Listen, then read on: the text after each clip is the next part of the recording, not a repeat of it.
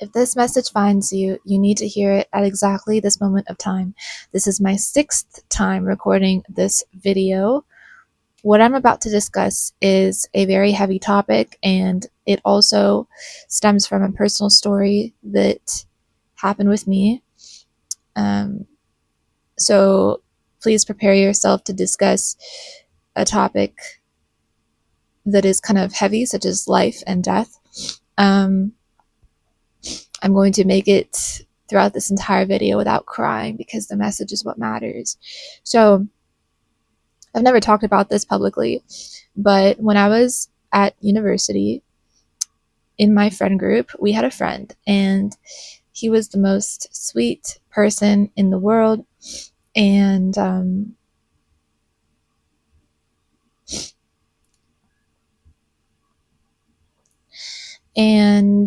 long story short, at a university party, he lost his life, and my friends and I were really confused and bewildered, why, and I can't, I'm sorry, this is crazy that I'm crying talking about this. But yeah, and after that, I really went full force into my spiritual journey and learning about the nature of life itself. And I wanted to know the purpose of human life. I wanted to know, what happens after we die, because this was so shocking and so sudden, and none of us expected it. And he was such a beautiful person, and of course everybody is, but we only really realize, who we've lost after we've lost them. And this is definitely something that took me a while to heal from. And studying spirituality and learning about God and God consciousness has really alleviated a lot of pain around this for me, and shed light on the nature of life and death. And I began to really dive full force into reading scripture, and specifically Vedic scripture like the Gita, and the science of the self and the science of self-realization. So in this video, I'm going to be reading to you a little bit. I have the Gita here. Actually, that summer when it happened, I was so affected that I began to meditate and pray seriously.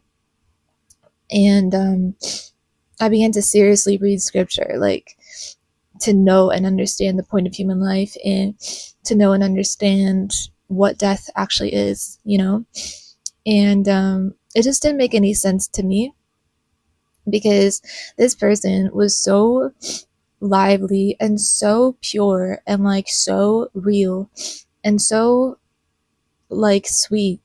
And so it didn't make sense to me, And then I started learning about karma, and how each one of us has our own karma, and each one of us has our own time, and each one of us is on an individual path.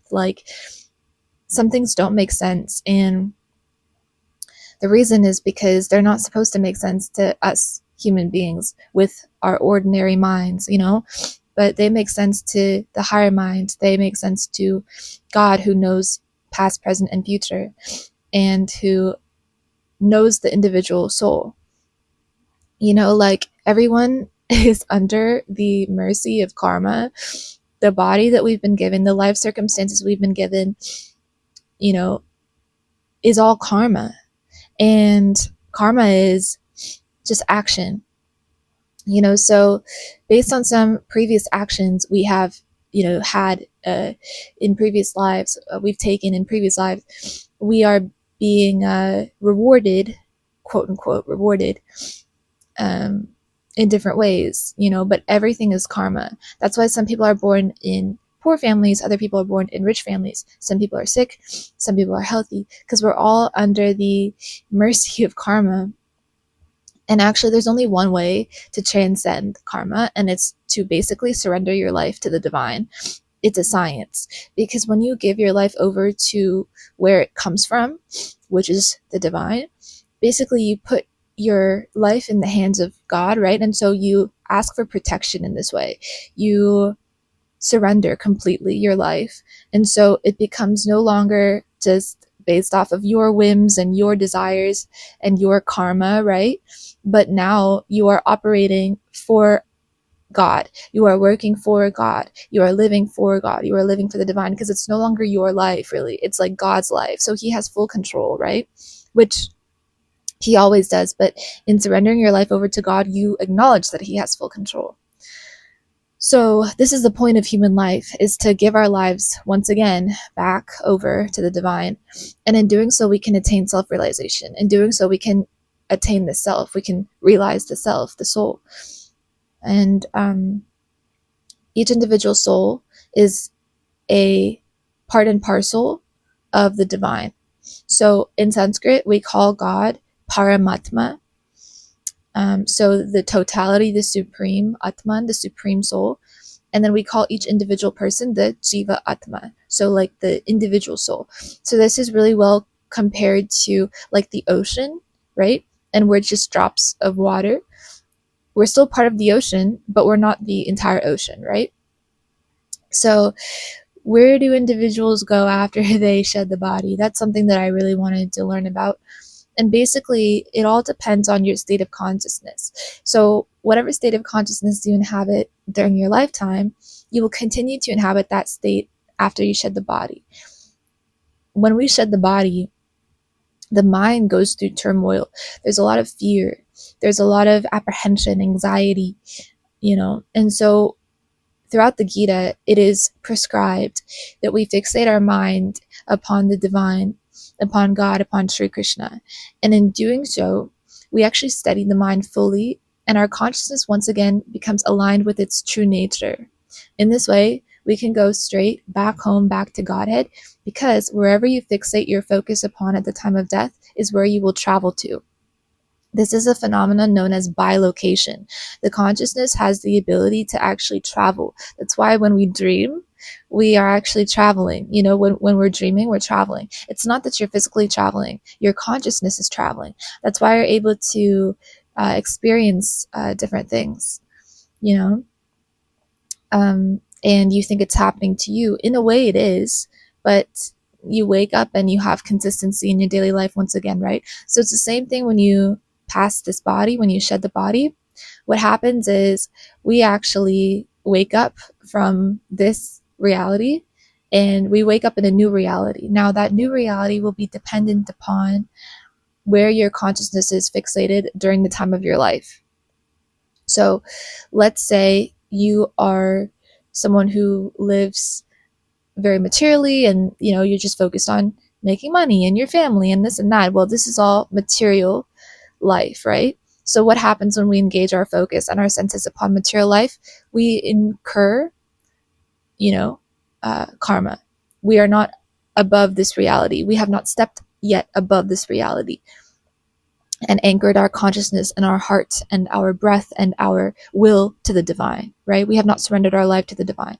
So that's fine. You'll live a life that is a material life, and you'll make a lot of money, and you'll have success with your family, and you'll have kids, and it's amazing. And then what will happen at the time of death? Well, you'll probably think of your kids, right? You'll probably worry about them, and so in this way, the consciousness becomes trapped, and it stays within the cycle of birth and death, because you are bound here. You understand? You are bound to this material realm. So you incur karma continuously throughout your life. So this karma is accumulating, right? It's like debt, kind of. It's not negative. It's not positive. It's neutral. It's just debt. It's just action that you're doing every day. You're going to work. You're interacting with people. You're not awakened, right, to the fact that you are a soul interacting with other souls, and within the soul is Vishnu, Paramatma. So you're like asleep, right? So you're interacting with people, you're making money, you're happy today, you're sad tomorrow because you get bad news, you're happy the next day because you get, like, you're reactive, you see. And so at the time of death, which we all have to face eventually, this is not news. This is not news. This is actually like the most important transition of anyone's life is death, right? Because it determines your next life. Your focus at the time of death determines where your next life will take place, right? So then at the time of death, you start to worry, you have anxiety because, oh my God, my body is failing me. And like, what about my kids, right? And what about everything I'm leaving behind? Well, then what happens is your consciousness moves to another plane of reality. Actually, it's very well described in the Srimad Bhagavatam that you usually have to face, like, Yamaraj, if you are, it's very complicated. Basically, you are met with higher dimensional beings, and these beings take you to your new life, okay? Just in a nutshell, basically. So,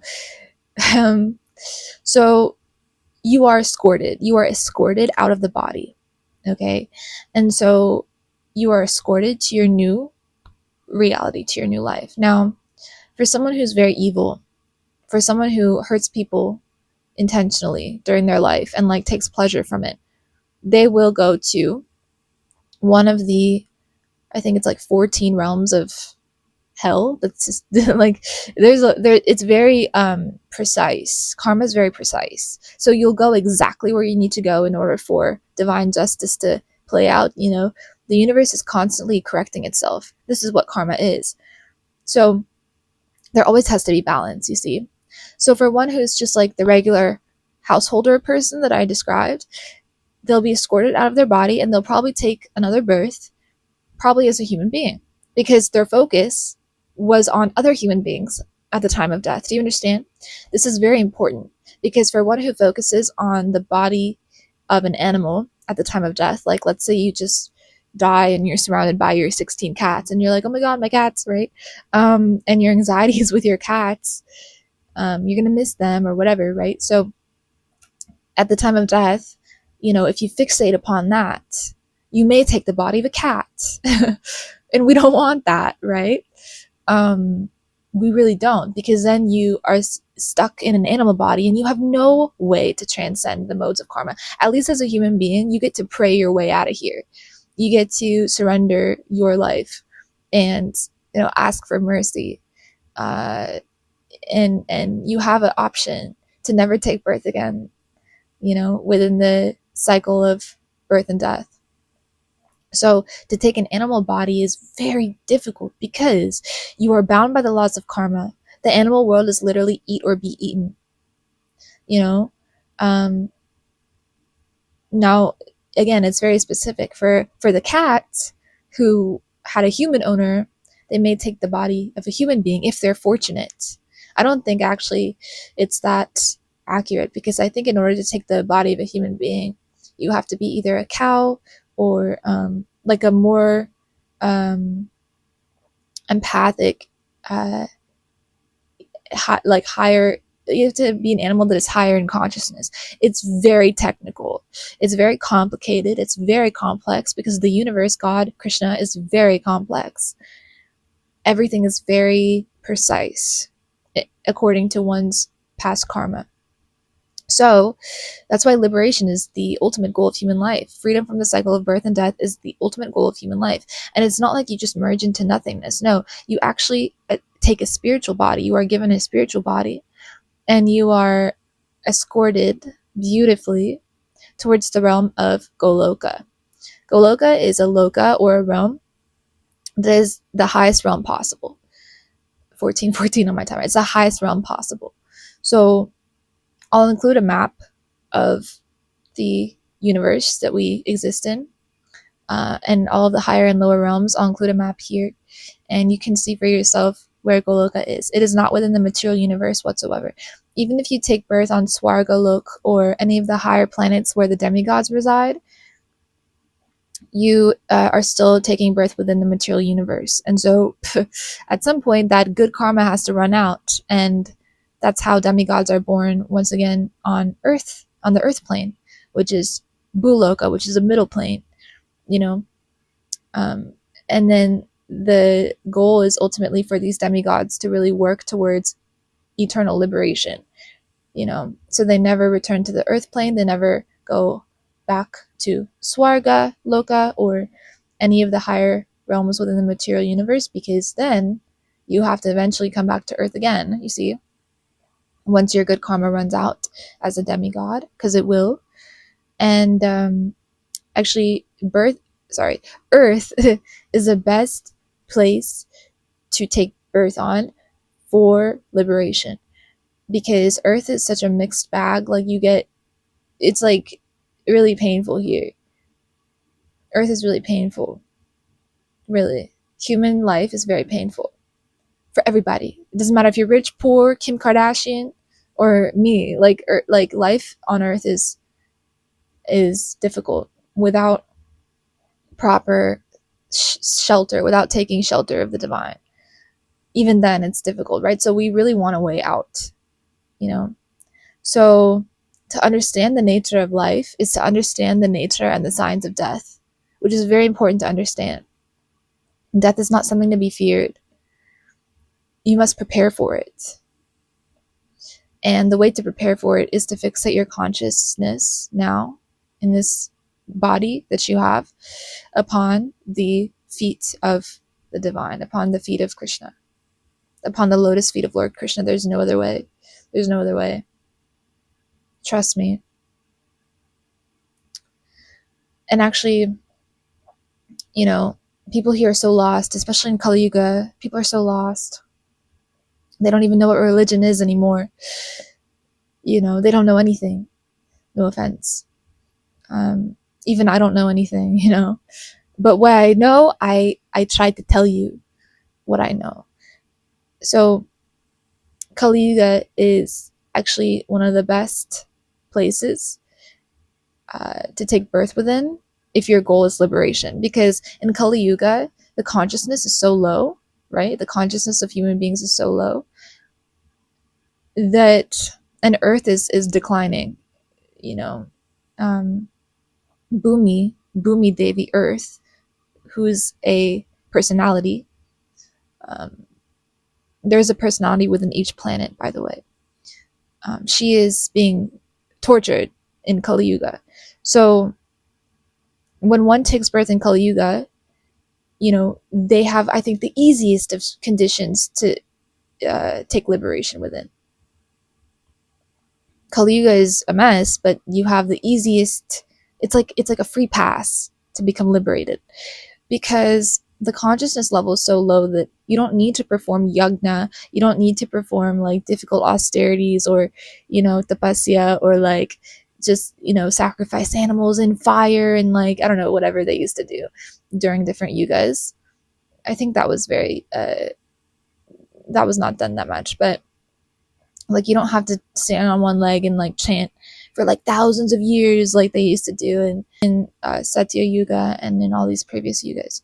You can just use sound vibration. Sound vibration is the way out in Kali Yuga. So you chant one mantra that frees you from all of your karma. And that mantra is the Maha mantra. Maha means great in Sanskrit. So the great mantra. The mantra of all mantras, basically. It's called the Maha mantra. I'll leave it here for you. And you chant this, all of your karma gets cleared. Over time, of course. And with, you know, strict, you know, injunction, and with a dedication to soul evolution.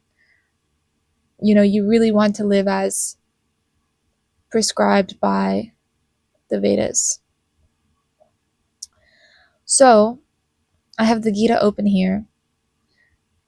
I'm going to read Sri Krishna's words from page 80. This is chapter 2, text 11, on the nature of birth and death. And this is exactly what I studied during that period of time in my life.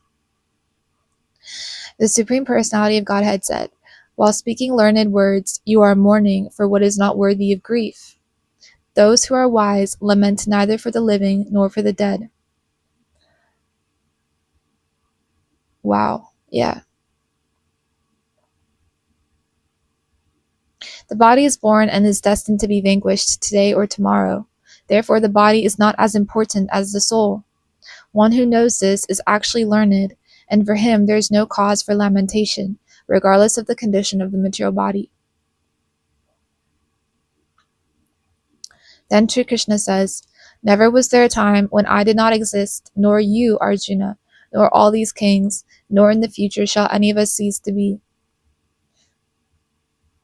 In the Vedas, in the Katha Upanishad, as well as in the Svatara Upanishad, it is said that the Supreme Personality of Godhead is the maintainer of innumerable living entities in terms of their different situations according to individual work and reaction of work. That Supreme Personality of Godhead is also, by his plenary portions, alive in the heart of every living entity. Only saintly persons who can see, within and without, the same Supreme Lord can actually attain to perfect and eternal peace. The same Vedic truth given to Arjuna is given to all persons in the world who pose themselves as very learned, but factually have but a poor fund of knowledge. The Lord says clearly that he himself, Arjuna, and all the kings who are assembled on the battlefield are eternally individual beings, and that the Lord is eternally the maintainer of the individual living entities, both in their conditioned and in their liberated situations. The Supreme Personality of Godhead is the supreme individual person, and Arjuna, the Lord's eternal associate, and all the kings assembled there are the individual eternal persons. It is not that they did not exist as individuals in the past, and it is not that they will not remain eternal persons. Their individuality existed in the past, and their individuality will continue in the future without interruption. Therefore, there is no cause for lamentation for anyone.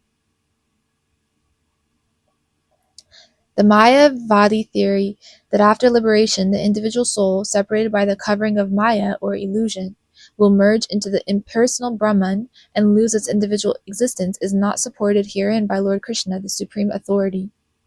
Nor is the theory that we can only think of individuality in the conditioned state supported herein. Krishna clearly says herein that in the future also the individuality of the Lord and others, as it is confirmed in the Upanishads, will continue eternally. So that's why there's no reason to lament for anyone living or non-living. This statement of Krishna's is authoritative because Krishna cannot be subject to illusion. If individuality were not a fact, then Krishna would not have stressed it so much, even for the future. The Mayavadi may argue that the individuality spoken of by Krishna is not spiritual but material. Okay, so for some context, Mayavadi people, like Mayavadi believers, Mayavadi individuals, are people that believe in the impersonal Brahman. So these are people that believe that, like, God is the universe, and, like, God is not a person, but God is a person. God is Krishna.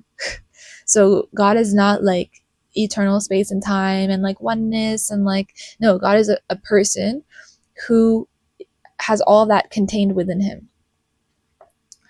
You know, and there are beautiful images here that, like, illustrate that so well. Let me see if I can find one of Krishna's impersonal form, or his absolute form rather, when he revealed his, like, insane multi-dimensional form to Arjuna. Is it here? I think so. Maybe not, actually. Here it is. Are you ready for this sauce? This is the universal form of the Lord.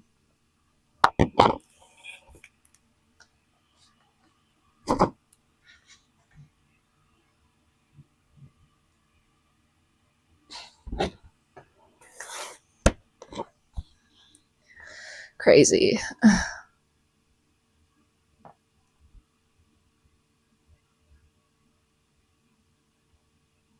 The Gita is so complex. It's so rich. Wow, I just said that. And there's a phrase here in the purport that says that it is clearly mentioned in many places in the Gita that this spiritual individuality is understood by those who are devotees of the Lord. Those who are envious of Krishna as the Supreme Personality of Godhead have no bona fide access to such great literature. The non-devotee's approach to the teachings of the Gita is something like that of a bee licking on a bottle of honey. One cannot have a taste of honey unless one opens the bottle. Similarly, the mysticism of the Bhagavad Gita can be understood only by devotees, and no one else can taste it, as it is stated in the 4th chapter of the book. Nor can the Gita be touched by persons who envy the very existence of the Lord. Therefore, the Mayavadi explanation of the Gita is a most misleading presentation of the whole truth. Lord Chaitanya has forbidden us to read commentations made by the Mayavadis and warns that one who takes such an understanding of the Mayavadi philosophy loses all power to understand the real mystery of the Gita. So basically, once you know, you can't unknow, and don't go back to like generalist impersonalist philosophy or like New Age spirituality or God is the universe and, like don't go back. Like once you know the truth, there's no way you can go back really without losing your knowledge of the Gita and knowledge of truth. Wow, this is also what Krishna says. He says, as the embodied soul continuously passes in this body from boyhood to youth to old age, the soul similarly passes into another body at death. A sober person is not bewildered by such a change. And there's imagery of this as well.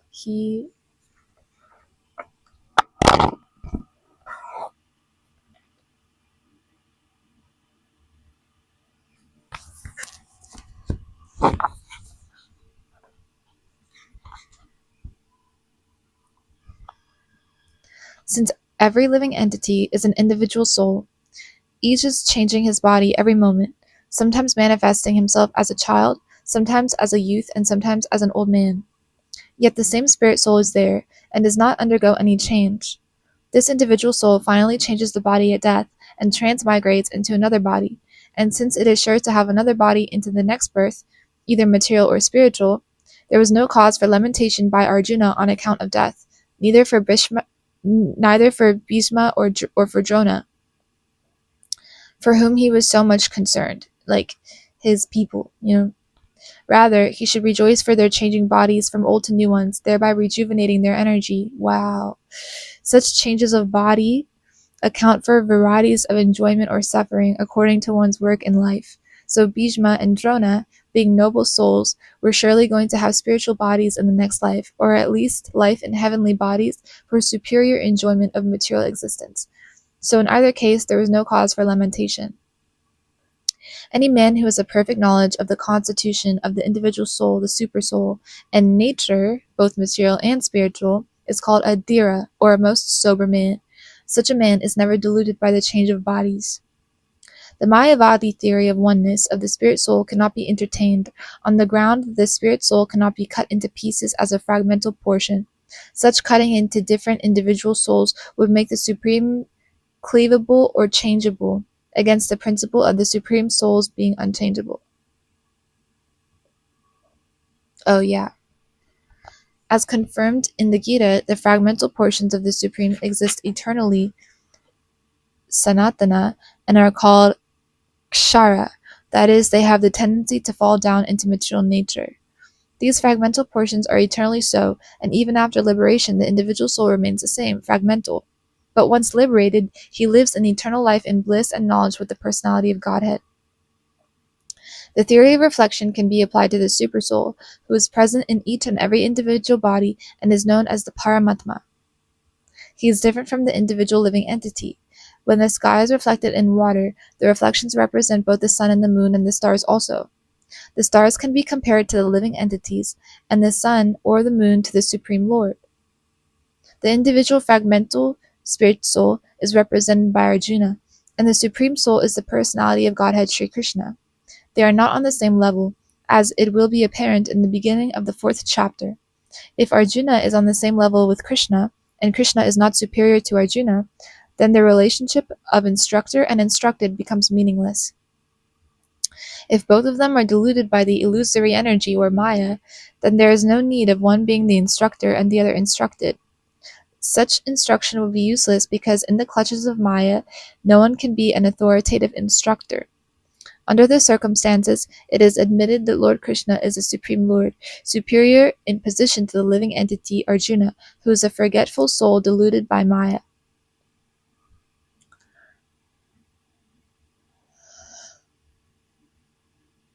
This, like, Unless someone reads the Gita over and over and over again, this will be very, maybe not easy to understand, you know? It's such wisdom. Krishna then goes on to say, O son of Kunti, the non-permanent appearance of happiness and distress, and their disappearance in due course, are like the appearance and disappearance of winter and summer seasons. They arise from sense perception, O scion of Bharata, and one must learn to tolerate them without being disturbed. Purport. In the proper discharge of duty, one has to learn to tolerate non-permanent appearances and disappearances of happiness and distress. According to Vedic injunction, one has to take his bath early in the morning, even during the time of Magha, which is January or February. It is very cold at that time, but in spite of that, a man who abides by the religious principles does not hesitate to take his bath.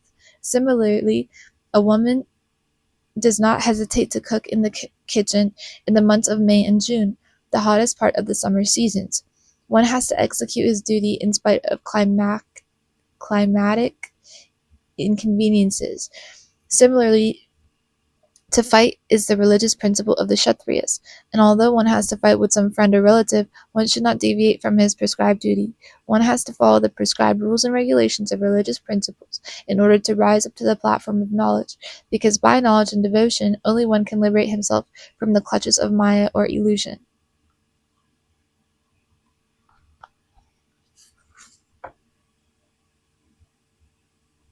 This is important, this one. Listen. Text 16, Chapter 2. Those who are seers of the truth have concluded that of the non-existent material body there is no endurance, and of the eternal, the soul, there is no change. Of the non-existent, the material body, there is no endurance, and of the eternal, the soul, there is no change. This they have concluded by studying the nature of both. Purport. There is no endurance of the changing body. That the body is changing every moment by the actions and reactions of the different cells is admitted by modern medical science, and thus growth and old age are taking place in the body. But the spirit soul exists permanently, remaining the same despite all changes of the body and the mind. That is the difference between matter and spirit. By nature, the body is ever changing and the soul is eternal. The conclusion is established by all classes of seers of the truth, both impersonalists and personalists. In the Vishnu Purana, Chapter 2, Canto 12, Text 38, it is stated that Vishnu and his abodes all have self-illuminated spiritual existence.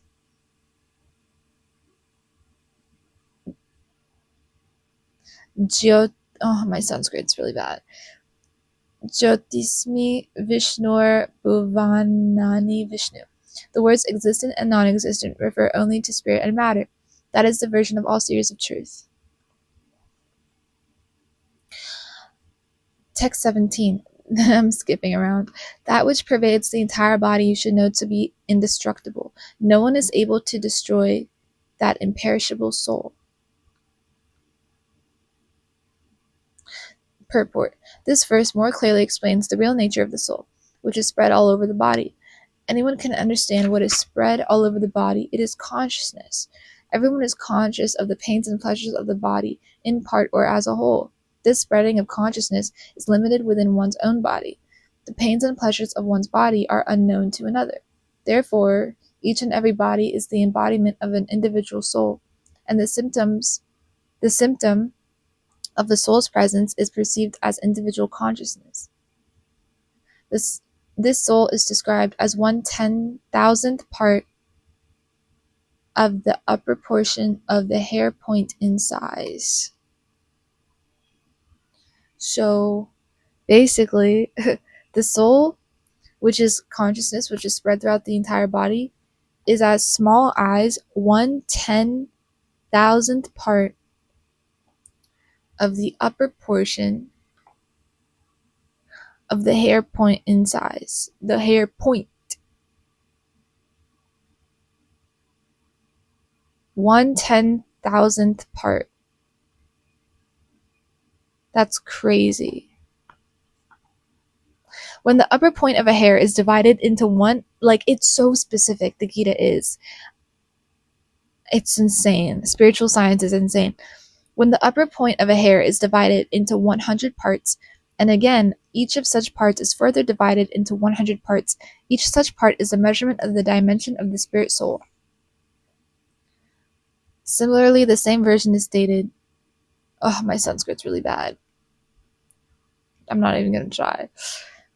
There are innumerable particles of spiritual atoms, which are measured as 1/10,000th of the upper portion of the hair.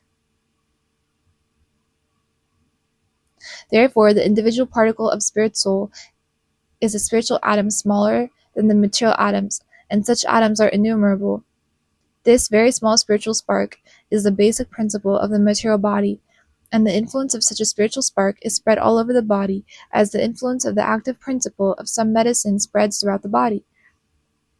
This current of the spirit soul is felt all over the body as consciousness, and that is the proof of the presence of the soul. Any layman can understand that the material body minus consciousness is a dead body, and this consciousness cannot be revived in the body by any means of material administration. Therefore, consciousness is not due to any amount of material combination, but due to the spirit soul. In the Mukunda Upanishad, Chapter 3, Text 1, Canto 9, the measurement of the atomic spirit soul is further explained. I'm not going to read the Sanskrit part. The soul is atomic in size and can be perceived by perfect intelligence.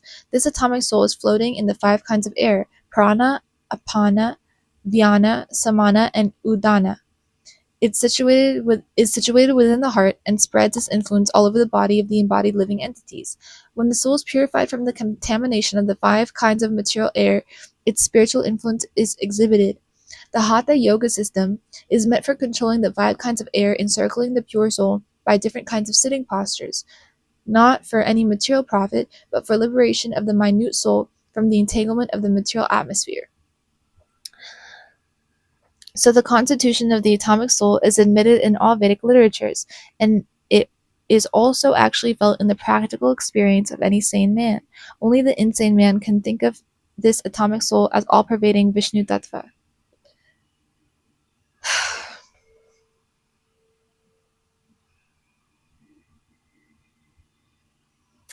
So yeah, okay. It's like so much. We'll be here forever. But this is the Gita. Get your free copy down below in the description of this video. You can read it for free on Vedabase.io. Thank you so much for tuning into this message. I hope you enjoyed it. Thank you so much for listening. If you stay till the very end, I will have free Bhakti resources down below, including one-on-one coaching with myself if you feel that you would like to have that. Thank you for being here. I love you. Don't forget to like, share, comment, and subscribe. Hare Krishna, and I'll talk to you very soon. Peace.